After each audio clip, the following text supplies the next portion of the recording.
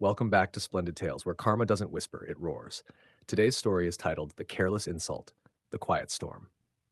It began in a glittering conference room on the 42nd floor of Graybridge Holdings, a place where glass walls made arrogance echo louder.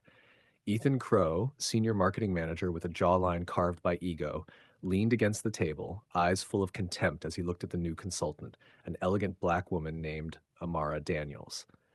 "I'm not sure you'll get our brand culture," he said, his smirk dragging the air. "It's refined, sophisticated, not the kind of thing you'd relate to." Laughter rippled through the room like static. Amara didn't flinch. Her silence carried more weight than his entire vocabulary. The interns froze, unsure whether to breathe. "You're assuming a lot from a single sentence," she replied softly, voice balanced between warmth and warning. "But don't worry, by the end of this quarter, you'll understand what refinement truly looks like."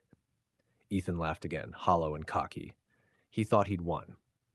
But her calm eyes tracked him like a shadow that already knew the shape of his fall.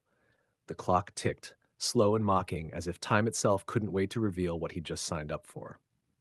If you're enjoying this twisted tension, don't forget to like and subscribe, because, trust me, you haven't seen anything yet. By the next morning, rumors had already spread like wildfire. Ethan's refined comment had made it to the break rooms, group chats, even the HR office, but instead of feeling shame, he strutted through the halls like a man who'd invented confidence. He dropped another jab when Amara walked past. "Careful, consultant," he smirked. "You might get lost in the executive wing. We do things differently up here." The interns chuckled nervously, but Amara's lips curved into a calm, knowing smile that looked suspiciously like patience running out. At noon, a company-wide email arrived. "Mandatory meeting, 3 p.m. Attendance required." The subject line bore her name beside the CEO's. Ethan rolled his eyes. "Guess she's about to beg for her job," he whispered to his buddy. When the meeting began, Amara stood by the CEO himself, wearing a white suit that gleamed against the glass backdrop. "Before we start," she said, "I think introductions are overdue." The CEO gestured toward her. "Everyone, meet Miss Amara Daniels, our newest major investor and board member." The silence that followed could have frozen lava. Ethan's smirk shattered mid-breath. The man who mocked her stood trapped in the echo of his own arrogance. "Oh, and Ethan," she said lightly, "I finally found your brand culture. It's built on ignorance. I plan to fix that." The room erupted, not in applause, but in stunned, guilty awe. If this revelation just made your jaw drop, hit that like button because the storm hasn't even touched ground yet. The next day felt like judgment season. Ethan's inbox overflowed with meeting requests from HR, PR, and ethics compliance, a phrase that now sounded like his personal apocalypse. In the lobby, whispers followed him like a scent. Every smirk he'd ever thrown, every offhand comment, every joke now came back with interest. At 10 a.m., he was escorted to a conference room packed with executives, HR heads, and staff watching through a live internal stream. Amara sat calmly at the head of the table, her white suit now paired with a sharp black pin that glinted like a warning.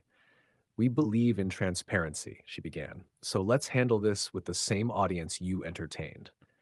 HR read aloud a transcript of his remarks. Every racist undertone, every snide word, replayed like a cruel remix of his arrogance. Ethan's jaw tightened. He tried to interrupt, but Amara raised a hand. "No, please. Let the record speak.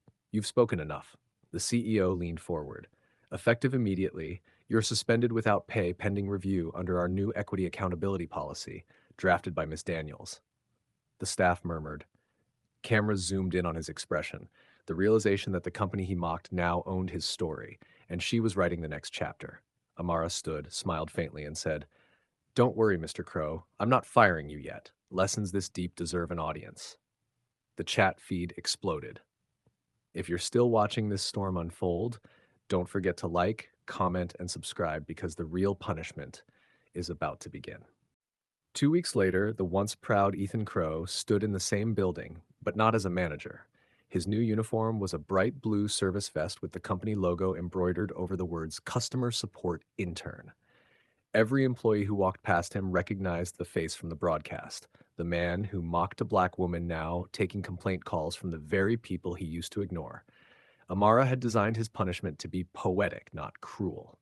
Each morning he faced the public, handling angry customers, fixing problems he once thought beneath him.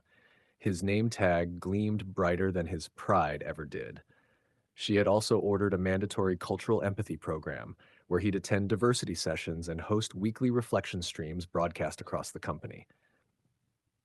He couldn't escape his own voice. Recordings of his past comments played before every session, followed by his public apology, his voice trembling as he said, "I was blind, and now I see what blindness costs." His final act of restitution came with a signed pledge. Half his year's salary would fund scholarships for underrepresented youth. When he handed the first check to a student, Amara stood behind him, silent but victorious. The humiliation had stripped him to his core, but the irony, it also rebuilt him. The man who once sneered at difference now protected it like it was oxygen. And that, dear viewers, is the sweetest kind of revenge. Reformation by humiliation. You've been watching Splendid Tales, where karma always delivers. Don't forget to like, comment, and subscribe for more.